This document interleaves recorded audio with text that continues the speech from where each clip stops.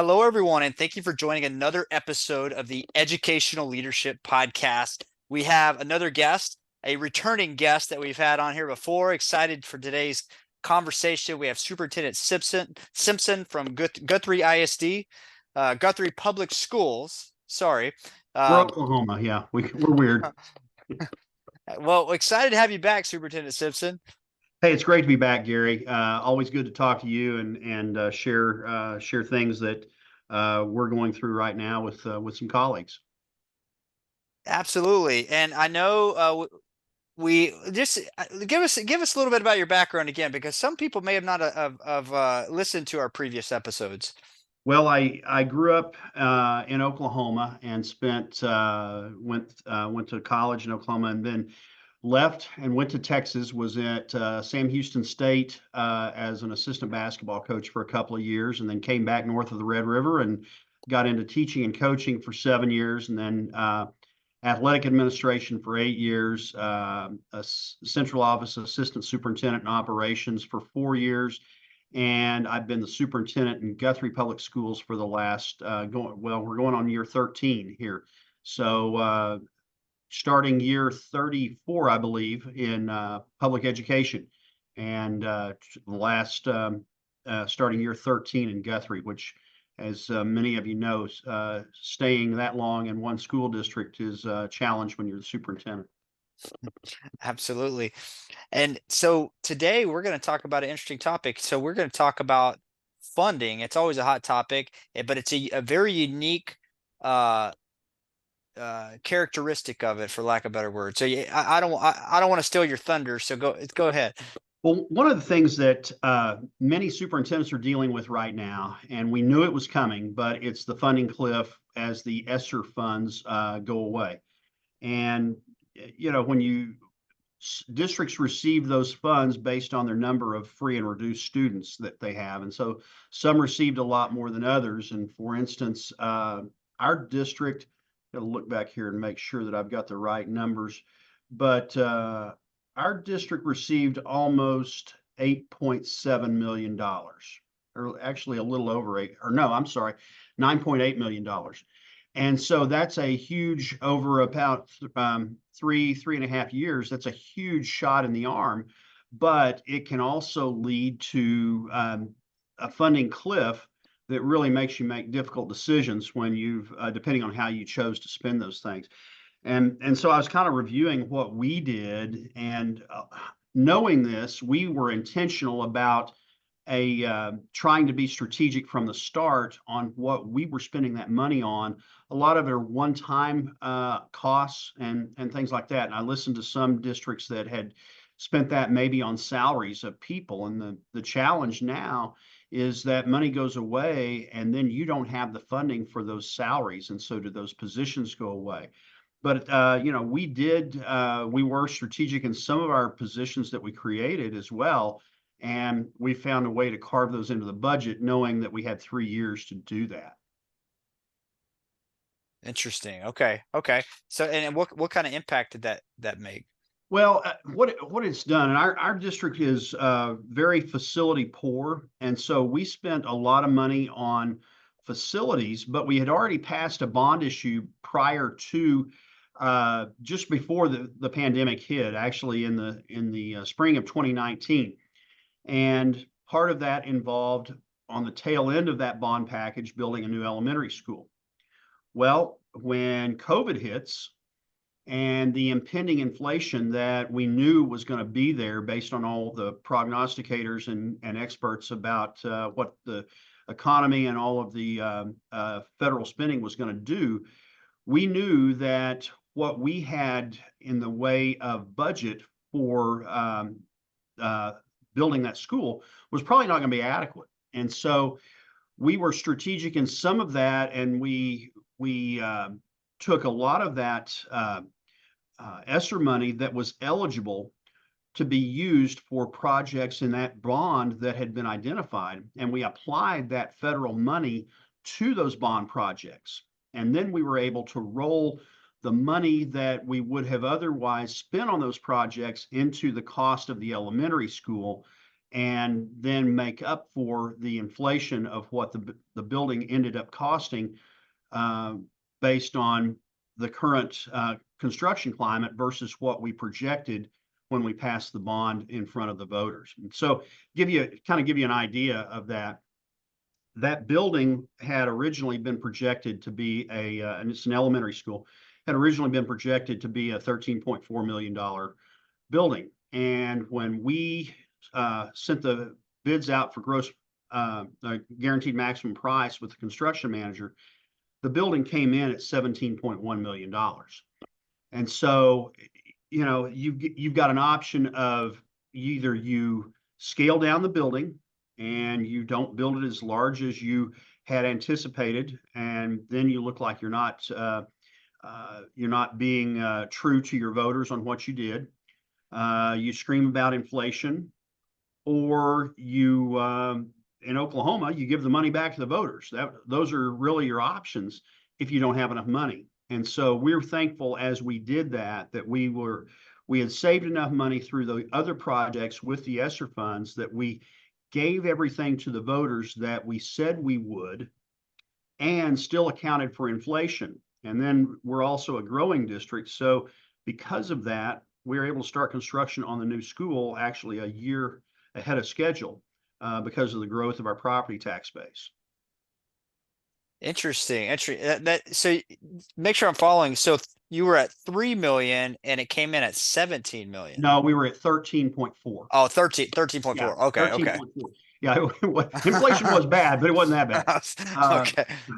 But that's something that we knew would be there, but you didn't know how bad it would be. And so trying to bank as much money as we could into those other projects with the ESSER funds when they were eligible, and then so that we have money left over in order to provide for what we promised with the new elementary school. And the reason that that's so key right now is just this last Tuesday, we went back to the voters for another bond election. And so this one was a $45 million bond election that also included another elementary school. Well, in a district such as Guthrie, they have a long history of struggling to pass bond elections. And so you have to really show you have to show that what you promised you made good on. Otherwise, you lose the trust of your voters. And so we tried to point back to that track record. And even though we had record inflation, we found a way to get it done. And our voters turned out on Tuesday and passed the election with a 72.3 percentage yes vote. And in Oklahoma, you have to have a 60% supermajority in order to pass a school bond. And so we feel very fortunate to be able to do that. But it was in large part to being able to channel those ESSER funds into the projects identified in the previous bond package. Okay. So it sounds like there was some pretty heavy duty fiscal management there with your team. We learned what pivot was during COVID, and we learned to pivot right there. So what were some of the kind of key pillars or KPIs in that process that allowed you to make those efficient use of funds? Well, I think one of the things that we did is we were very disciplined in what we looked at as our greatest needs. And we do that with the citizen committee as well as before they make recommendations to our board for anything goes in a bond package. But when we had our how we spent our COVID monies, we held leadership team meetings where we talked about those things. And then we had a retreat with our board members where we talked about how we wanted to do this and approach this whole scenario where we could provide for these things. And then also being mindful of the fact that we still have students to take care of, and we have things that money also needs to be spent for to provide services for those students. And so trying to kind of shift over a little bit to the student side of this thing, because that's what we're really about. When we looked at our student needs, we knew that we had loss of learning. And so we spent a tremendous amount of money with things such as DHS, Department of Human Services, school-based specialists that can assist our students with their needs coming out of COVID. We hired a bilingual coordinator, and we were going to do that regardless, because our fastest growing demographic is Spanish-speaking families. And so we knew going into COVID, I'd already made the decision that we're going to have to hire this person. Well, we used the start of COVID and that funding to allow us to get this person to provide for our Spanish-speaking families. And knowing full well that we had 3 years to carve out of our budget the salary for that person, because we don't want that one to go away. And then our school-based specialists, we worked with the state of Oklahoma, and we had a half match on their salaries. And so by doing that, we were able to get 3 people for 3 years for half what their salary was, that could work with our students and work with our families. Well, after year 2, we knew we were in a time crunch with that. And the Department of Human Services came to us because the program had been so successful, and they knew that we were in a funding crunch, that they then offered an 80-20 share, where they picked up 80% of the salary and we picked up only 20% as we went forward with the loss of ESSER funds. So we were able to keep all 3 of those folks too that we hired. And so we also did a lot of things where we had contract people for school psychologists, and we added to those folks, but those were contract workers that we knew would end up going away. So it's not like they were our employees, but they were working with our kids. And so we did a lot of, we tried to focus on the things that could give us the most bang for our buck. Technology licenses, we put a lot of money into that, and that also includes software such as literacy programs to restore literacy with students. Because, and one of the things that I never lose sight of is the kids that were in kindergarten when we closed down. That was spring break. So they were just learning the foundations for reading, and we closed down.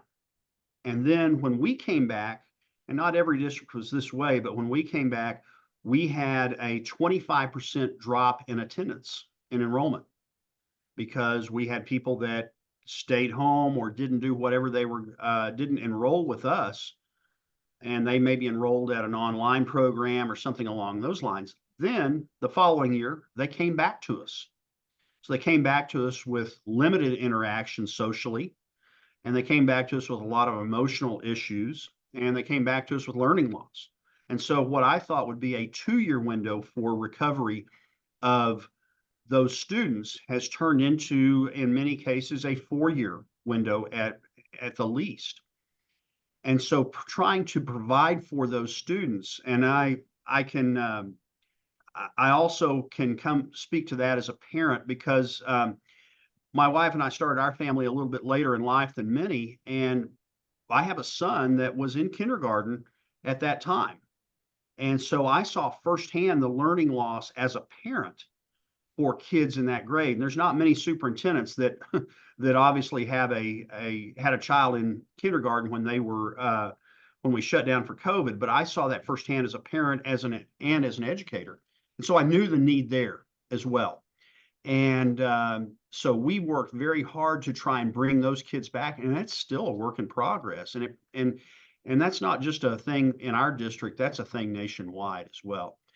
And so using all of those funds to provide for those kids, and then also the bulk of those funds to address the district's greatest needs, which actually in this district is facilities. And so doing that means that those funds, the bulk of those funds will actually be the product of that spending will actually be around for generations versus if you'd spent it on things maybe that were going to go away after 3 years. And so that was really our goal. And then also to be able to address the inflation. Wow. Wow. This has been like a master class on school district funding here. I think our listeners know who to contact if they want to know how to maximize their dollars. That's awesome. That's really amazing. I know we're running short on time here. One last question, just a thought that came up as you were talking.